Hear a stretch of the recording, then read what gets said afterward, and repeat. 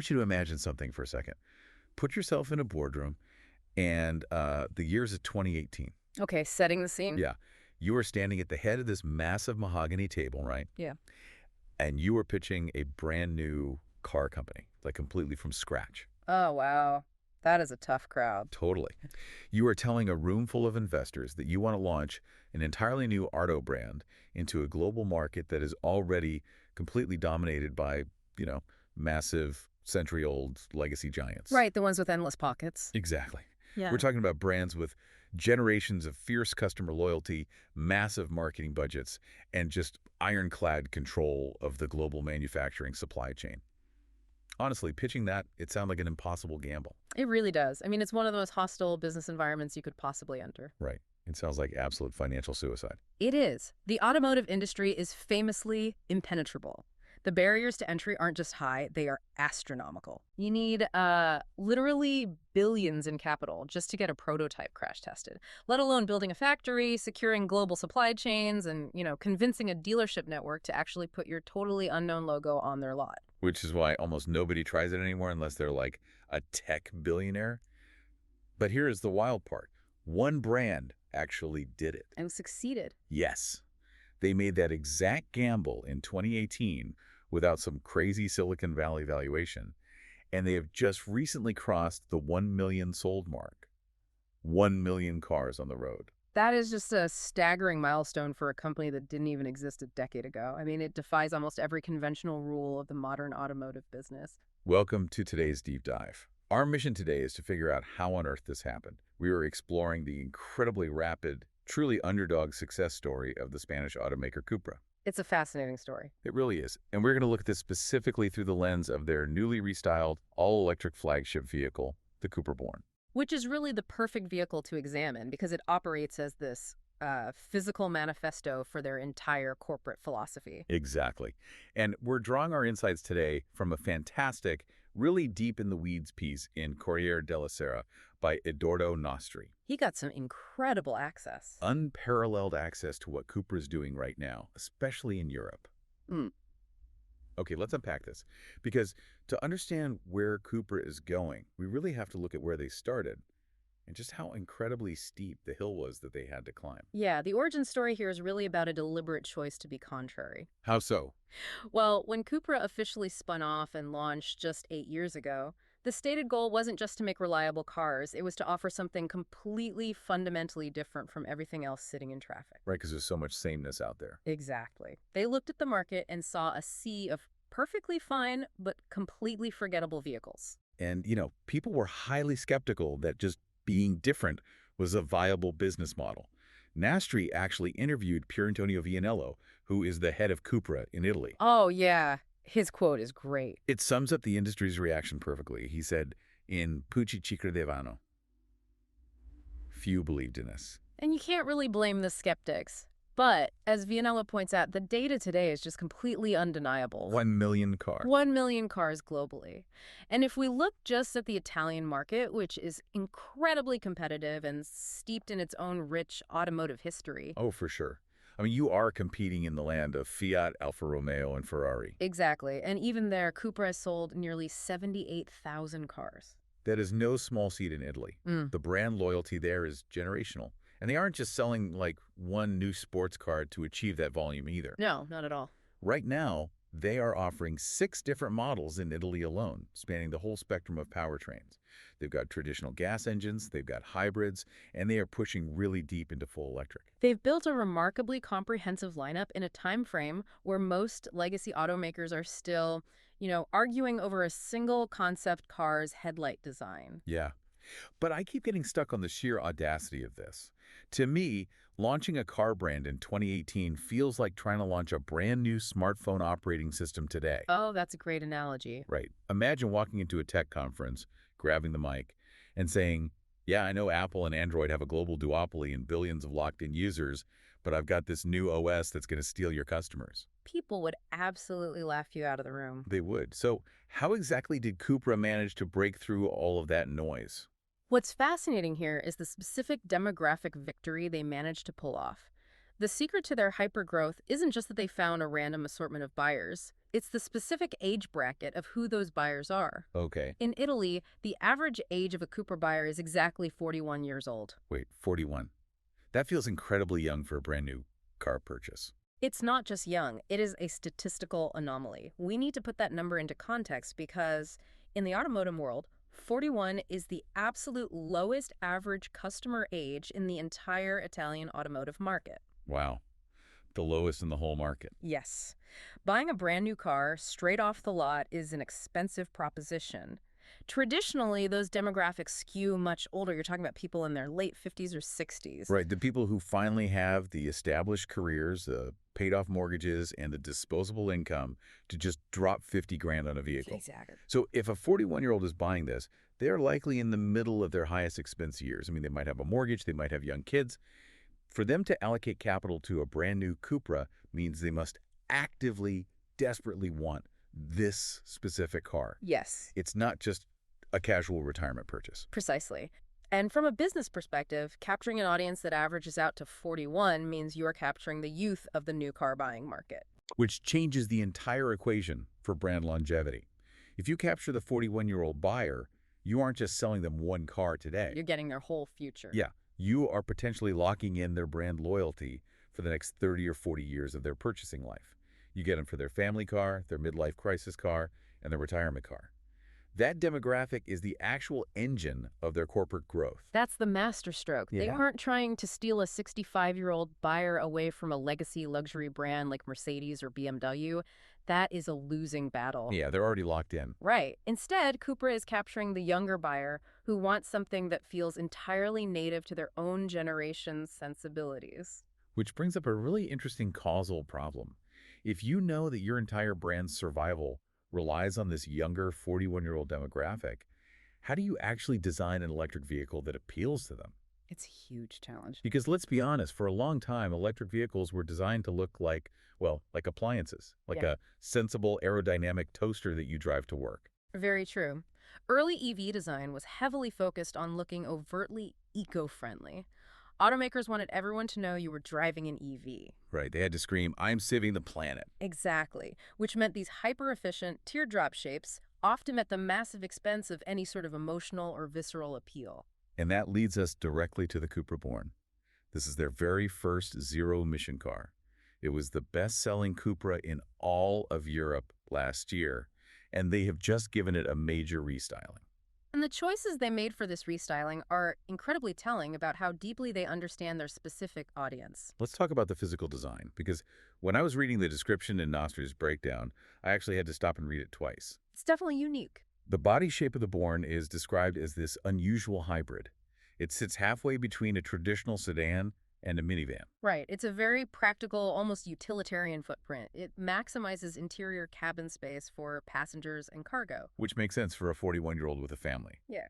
But then, the designers went and injected some serious aggressive styling into it. They really did. They sharpened up the headlights to look incredibly intense, and then, at the rear of the car, they installed a deflector that is directly inspired by actual track day race cars. Okay, I have to push back here. Go for it. A race car deflector on a half minivan. You can't just glue a wing onto a family hauler. Doesn't that destroy the aerodynamics, or at the very least, make it look like a bizarre Frankenstein car? It sounds like a total oxymoron. It absolutely sounds paradoxical on paper. A minivan silhouette with race car aerodynamics is a contradiction. But this is exactly where Cupra's genius lies. Okay, explain that. To understand how they pull this off without it looking ridiculous, we have to look at Pier Antonio Vianello's core philosophy for the vehicle. He stated quite simply, it's electric, but has a sporty soul. But how does a deflector give a minivan a soul?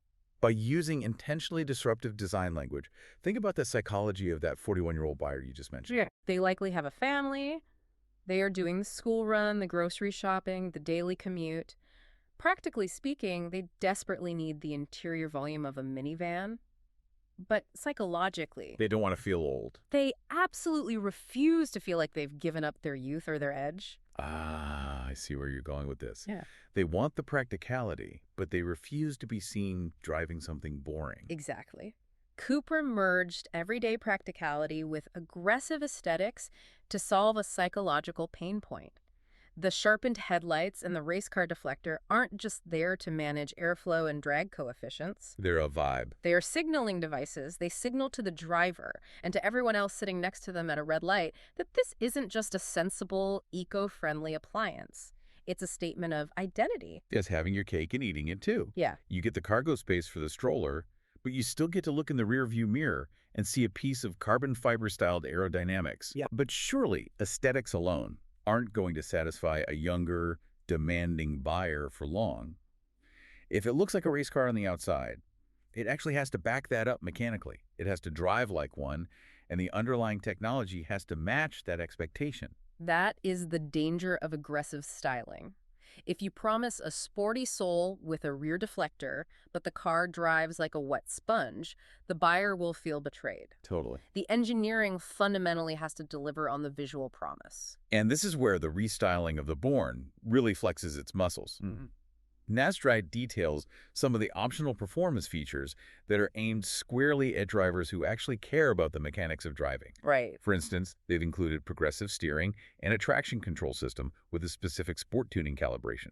Yeah. How does that actually change the daily drive? Think of a standard steering wheel like a basic butter knife. It does the job, but it's not very precise. Progressive steering is like a surgical scalpel that adapts to your speed. When you are going slow, like parallel parking, it requires very little effort to turn the wheel a lot. But when you are driving fast on a curvy road, the ratio tightens up. The car reacts to tiny, minute inputs, making it feel incredibly agile and glued to the road. And the sport-tuned traction control. Standard traction control is designed to aggressively cut power the second a tire slips, which keeps you safe but feels numbing.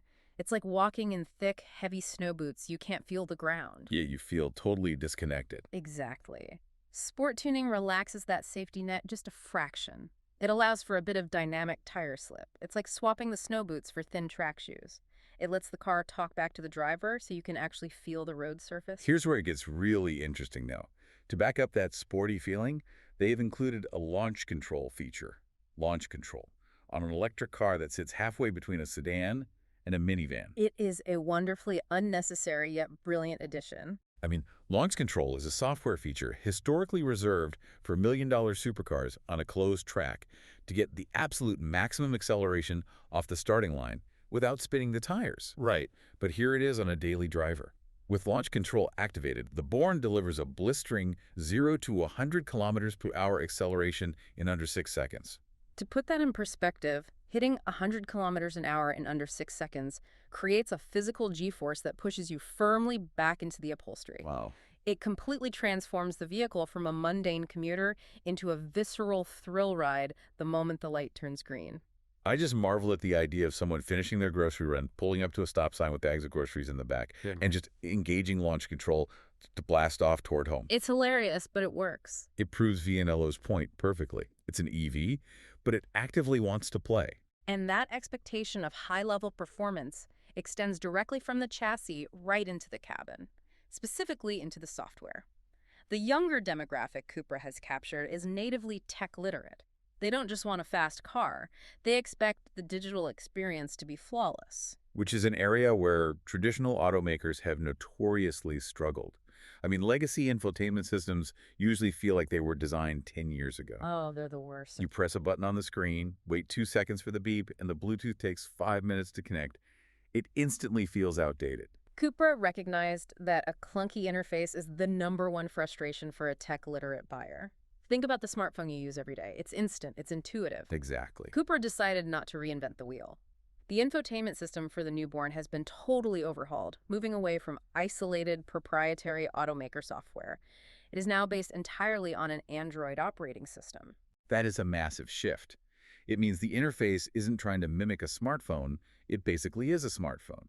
The navigation, the apps, the responsiveness, it's going to feel instantly familiar to that 41-year-old buyer. And they interact with that Android system through 2 serious pieces of hardware. You have a 10.25-inch screen directly in front of the driver and a deeply impressive 12.9-inch central display for the main controls. It's essentially a command center. You've got the race car deflector in the back, launch control under your foot, and a giant lightning-fast Android tablet on your dashboard. They really know exactly who they're designing for. They absolutely do. But as exciting as speed and giant touchscreens are, there is a massive elephant in the room whenever we talk about electric vehicles. Ah, yes. Range anxiety, the fear of the battery dying. It's exactly the ultimate deciding factor for any electric vehicle buyer, especially one who is planning to use this as their primary daily driver, is range and charging infrastructure. All the launch control in the world doesn't matter if you are constantly terrified of being stranded on the side of the highway with your kids in the back seat. That's the real test. So how practical is the newborn when it comes down to the raw physics of the battery? This is where the restyling gets incredibly strategic about efficiency and consumer psychology. Cupra broke the renewed Born down into 3 distinct versions, or trims. Okay. This allows buyers to choose the exact balance of power and range that fits their daily life. Walk me through these 3 tiers because I think there's a hidden business strategy here. Let's start at the top. The flagship tier is the Viz's. This is the highest performing version. It features a large, physically heavy 79 kilowatt-hour battery. That sounds big. It is. That massive battery gives it 600 kilometers of range on a single charge. And because it's the performance model, the electric motors push out 326 horsepower. 326 horsepower and 600 kilometers of range. That is a serious road trip ready vehicle. You aren't just commuting in that. You're crossing international borders without breaking a sweat. You really are. Now, the middle tier is the Impulse. Interestingly, the Impulse features the exact same 79 kilowatt-hour battery as the Viz, and it delivers the exact same 600 kilometers of range.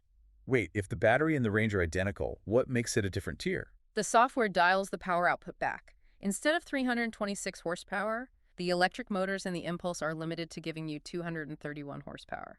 Ah, I see. So you are trading away a little bit of that raw, throw you back in your seat acceleration, but you are keeping that massive, comforting 600-kilometer range. Exactly. It's for the buyer who wants the distance to visit the in-laws, but doesn't feel the need to win every drag race at the stoplight. Precisely. It lowers the price point without sacrificing the primary cure for range anxiety. But here is where Cupra's market awareness really shines. There is a third tier called the Impulse Plus Edo, and this version is manufactured entirely specifically for the Italian market. Customized just for Italy. Why would they fragment their manufacturing line for just one country? Because they understand Italian infrastructure and driving habits. The Impulse Plus features a significantly smaller battery, 58 kilowatt hours instead of 79. Okay. Because the battery is smaller, the power output drops to 190 horsepower, and the total range comes in at 450 kilometers on a single charge. But if you put a smaller battery in the car, doesn't that immediately kill the sporty soul illusion they just spent all this time building? Not in Italy. This is a masterclass in psychological pricing. 450 kilometers is still a very healthy range. But in a country like Italy, where dense city driving, narrow streets, and shorter inner-city hops are the norm, lugging around a massive, heavy 79 kilowatt-hour battery is just overkill. Yeah, it makes a lot of sense. By offering a smaller battery, Cupra drastically lowers the manufacturing cost, which lowers the purchase price for the consumer. The buyer still gets the aggressive styling, the race car deflector, and the Android screens, but at a more accessible price point tailored to their actual daily driving needs. That makes the business case wild. They isolated exactly what the Italian consumer values most, style and tech, and optimized the battery size to fit the local geography. Exactly. But regardless of the battery size, the other half of the range anxiety equation is how fast you can put that power back in once it's empty. How do the charging mechanics hold up? The charging architecture is highly competitive. If you are using a 185 kilowatt direct current or DC fast charger, you can fill up the battery in about half an hour. For anyone not familiar with the electrical mechanics, why is DC charging so much faster than plugging it in at home? It comes down to bottlenecks. Batteries only store power as direct current DC. The power grid in your house or office provides alternating current AC. Right. Usually an EV has to take that AC power from the wall and use an onboard converter to change it into DC power before putting it in the battery. That onboard converter is small, which creates a massive bottleneck. Like trying to fill a pool through a straw. Exactly. A DC fast charger, like the ones you find at highway rest stops, does the conversion externally in that massive kiosk. It bypasses the car's internal bottleneck and shoves the DC power straight into the battery at fire hose speeds. So on a road trip, you pull over, plug into a DC charger, grab a coffee, stretch your legs, and in 30 minutes, the car is ready to give you hundreds of kilometers again. What about home charging? If you are charging at home or at work using an 11 kilowatt AC charger, meaning the car has to do the conversion itself, it takes about 6.5 hours. Which is perfectly designed for the natural rhythms of life. Mm. You plug in overnight while you sleep, or you plug in at the office while you work a full shift, and you come back to a full tank. Yeah, you didn't even think about it. So what does this all mean? When you take the tailored battery tiers, the fast charging, the Android tech, and the aggressive design altogether, what is the bottom line for the consumer's wallet? The bottom line always comes down to value. The official pricing for this restyled generation arrives in the spring, but Nastri notes that the prices won't stray far from the previous generation's starting price, which hovered around 40,100 euros. 40,100 euros. For a vehicle that offers up to 600 kilometers of range, native Android integration, and a dedicated launch control system, that feels like a highly aggressive, very strategic price point. It's intentionally priced to compete directly, not just with other EVs, but to tempt buyers away from traditional gas-powered cars in that same price segment. It really brings this whole deep dive full circle. When we look at everything we've unpacked today, the specific mechanical and design choices of the Cupra Born connect perfectly back to that boardroom pitch in 2018. The reason Cupra succeeded, the reason they hit 1 million cars sold against entrenched legacy giants, is because they deeply fundamentally understood their target audience. If we connect this to the bigger picture, this entire story is a brilliant case study in market disruption through hyper-specific targeting. They looked at the market and realized there was an underserved demographic. They looked at that 41-year-old buyer who needed a minivan but wanted a sports car, and they refused to build them a boring eco-appliance.